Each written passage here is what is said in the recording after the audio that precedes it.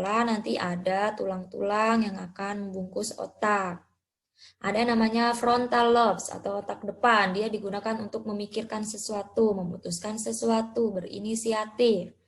Atau ada namanya otak tengah. Dia untuk memproses informasi dari sentuhan, dari suhu, dari nyeri, itu di otak tengah. Selanjutnya adalah temporal atau di otak depan tapi di bagian bawah.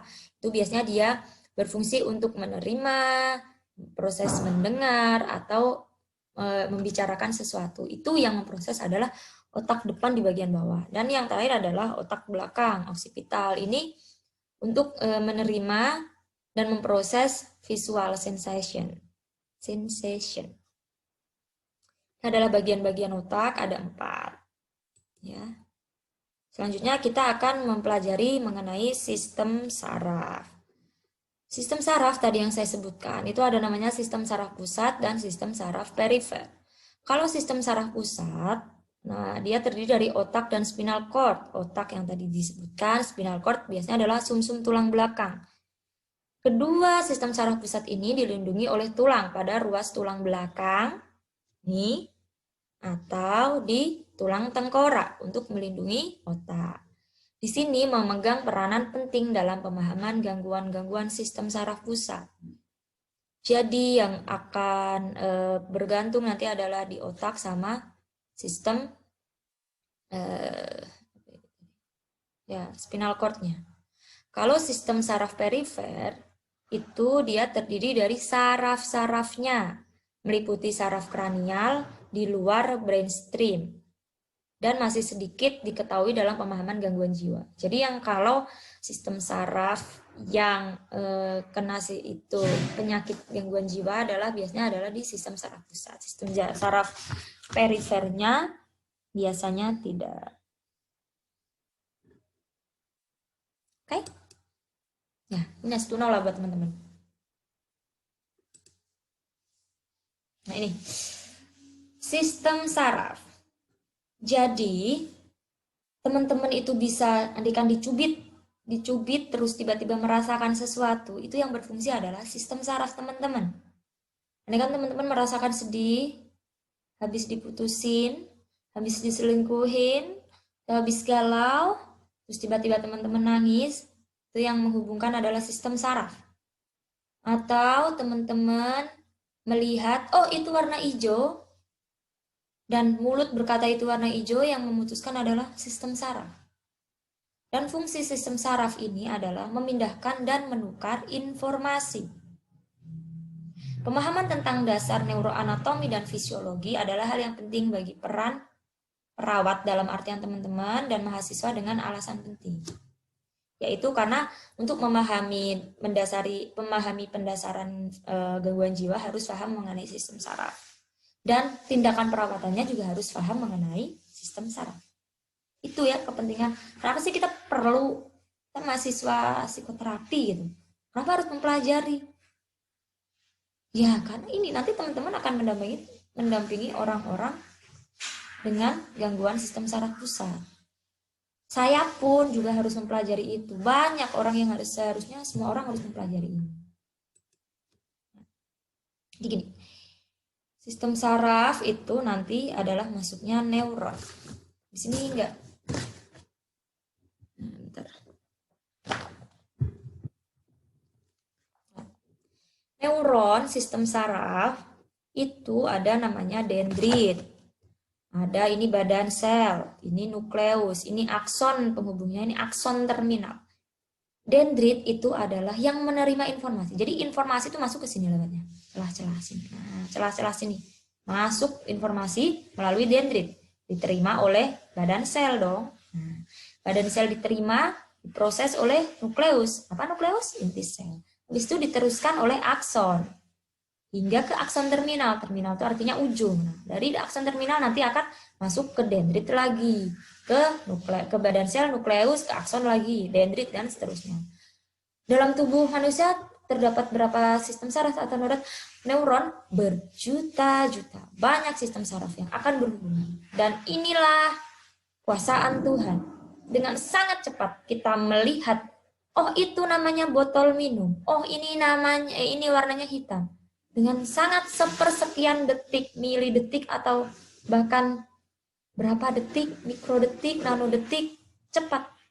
Dan itu adalah siapa yang bisa seperti itu? Hanya kebesaran Tuhan. Jadi kita belajar di sini itu juga harus membuat kita lebih bersyukur dan lebih melihat bagaimana selain belajar ayat-ayat kauliyah juga harus belajar ayat-ayat kauniyah juga.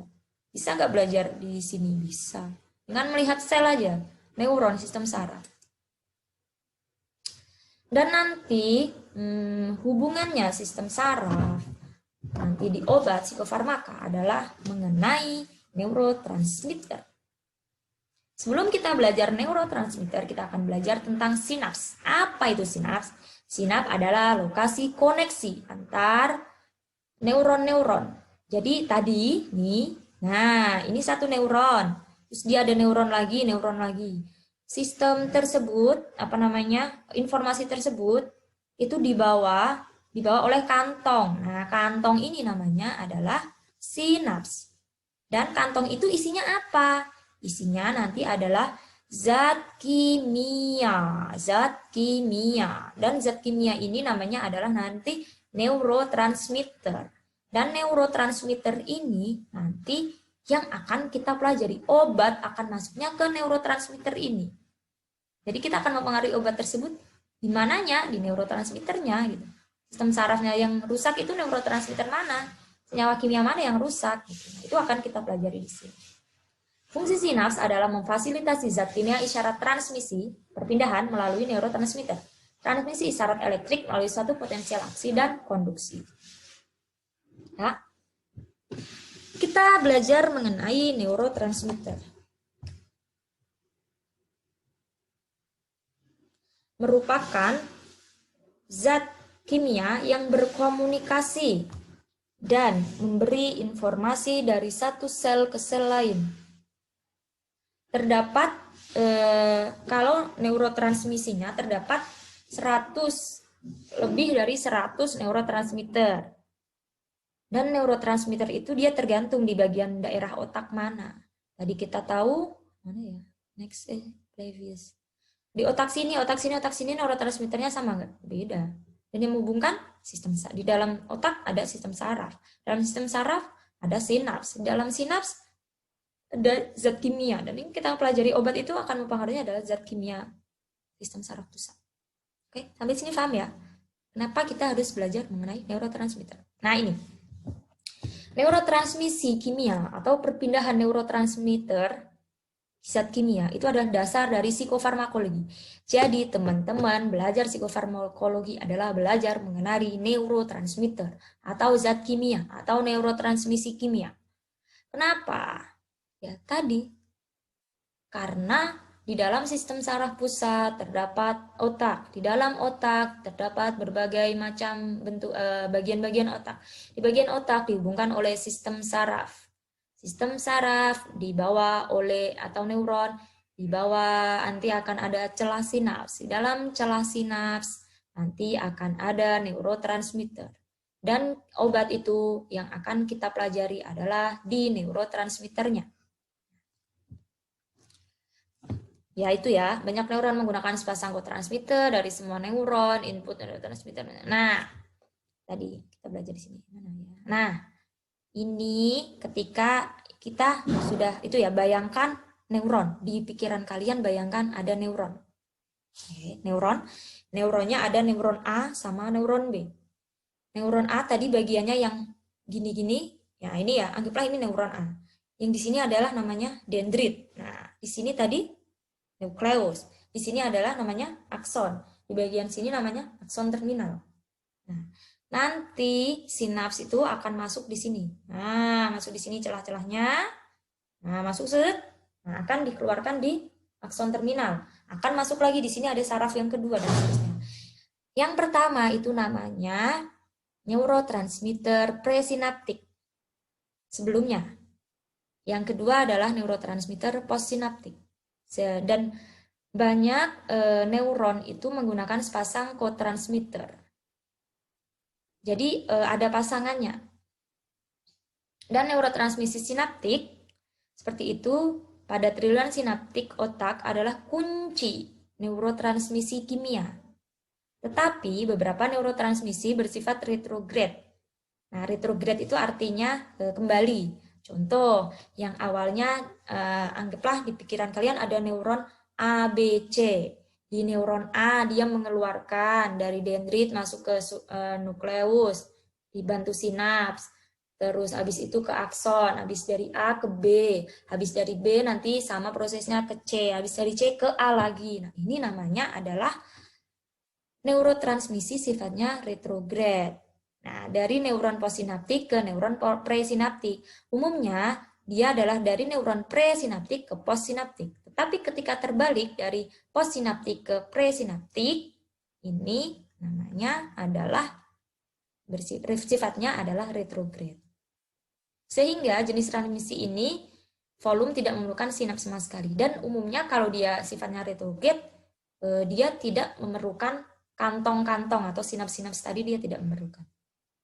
Nah, ini. Jadi neurotransmitter itu bisa ditransfer melalui 3 cara. Yang pertama, dengan melalui rute sintesis neurotransmitter presinaptik tadi ya. Jadi dia disintesis dulu di dalamnya di neuron presinaptik. Nah, habis itu dia dikemas dan pengemasan neurotransmitter dikemas tadi oleh sinapsnya. Habis itu selesai. Lanjut kedua di rute postsinaptik. Ini adalah rute pertama, masuk ke rute kedua. Ini andekan di sini rute kedua.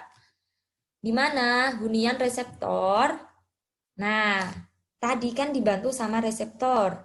Nah, reseptor tersebut itu akan mengutus rute sintesisnya masuk ke genom dan mengaktifkan gen postsinaptiknya.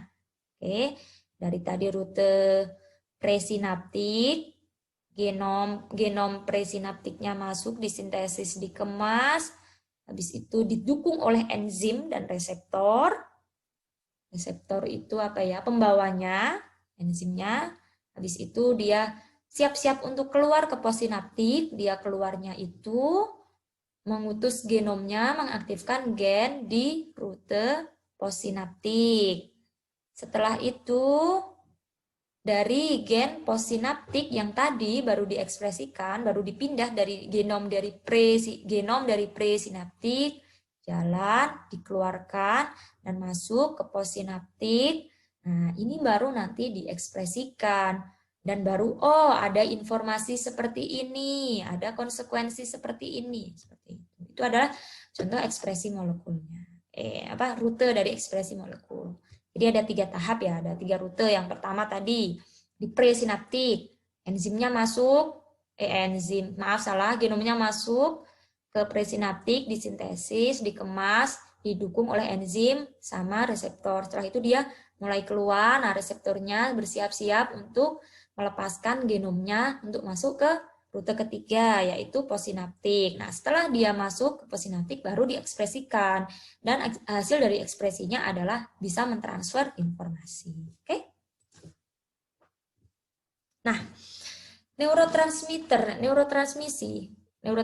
itu berarti perpindahan neurotransmitter itu tidak berakhir ketika neurotransmitter mengikat reseptor atau bahkan ketika aliran ion telah diubah menjadi putusan kedua. Kayak tadi kan, ketika dia sampai sini apakah selesai? Enggak selesai. Tidak semudah itu. Tapi yang kerennya, kegiatan ini itu terjadi sangat cepat. Mulai dan berakhir dengan sekian milidetik setelah pelepasan neurotransmitter di presinaptik. Dan tujuan dari neurotransmisi ini atau pelepasan dari neurotransmitter ini itu untuk mengubah aktivitas biokimiawi dari neuron target postsinaptik dengan cara yang mendalam.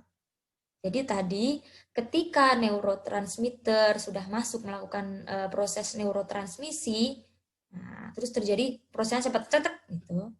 Nah, habis itu dia masuk ke postsinaptik. Nah, di sini adalah tugasnya adalah mengubah aktivitas biokimia yang ada di postsinaptik dengan cara yang lama dan bertahan lama.